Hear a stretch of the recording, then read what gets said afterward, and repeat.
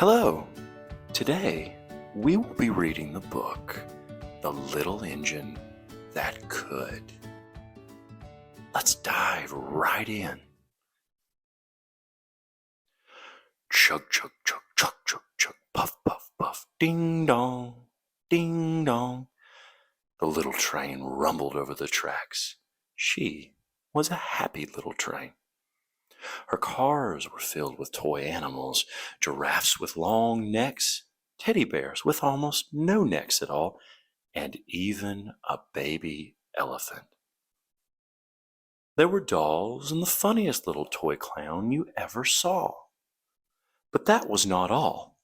Some cars were filled with good things for boys and girls to eat, and lollipops for after-meal treats.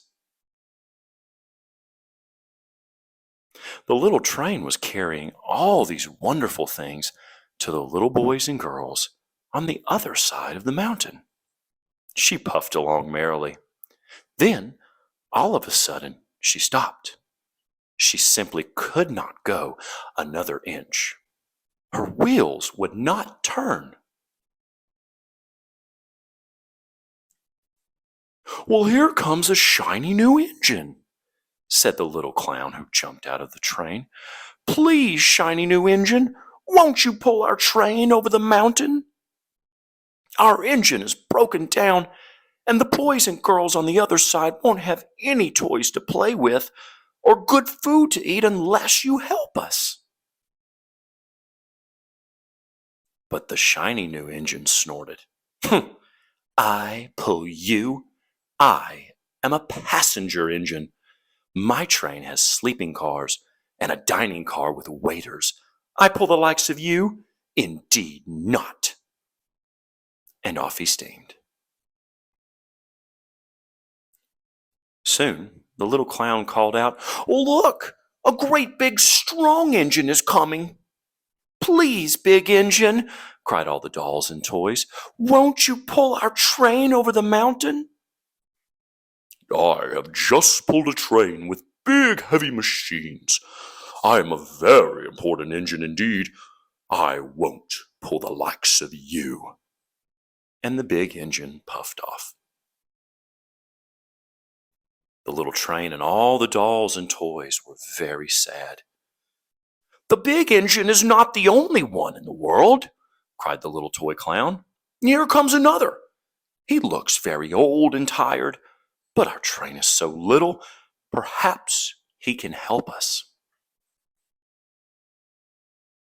But the rusty old engine sighed. "I'm so tired. I must rest my weary wheels. I cannot pull even so little a train as yours over the mountain. I cannot, I cannot, I cannot." And off he rumbled. By now, the dolls and toys were ready to cry. But the little clown said, "Here comes a little blue engine, a very little one. Maybe she will help us." The very little engine came, chugging merrily along. "What is the matter, my friends?" she asked kindly. "Will you pull us over the mountain?" cried the dolls and toys. "Our engine is broken down, and the good boys and girls on the other side won't have any toys to play with or good food to eat unless you help us." "I'm not very big. I've never been over the mountain, but I think I can. I think I can. I think I can." And the little blue engine hitched herself to the train. She tugged and pulled and pulled and tugged, and slowly, slowly, slowly, they started off. Puff, puff, chug, chug, went the little blue engine. "I think I can. I think I can. I think I can. I think I can." Up, up, up, faster and faster the little engine climbed, until at last They reached the top of the mountain. "Hurrah! Hurrah!" cried the little clown and all the dolls and toys. "The good little boys and girls in the city will be happy because you helped us."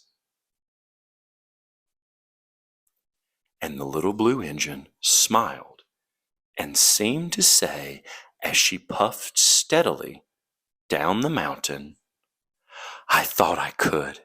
I thought I could. I thought I could." The end. Remember, reading is fun and reading is for everyone. See you soon.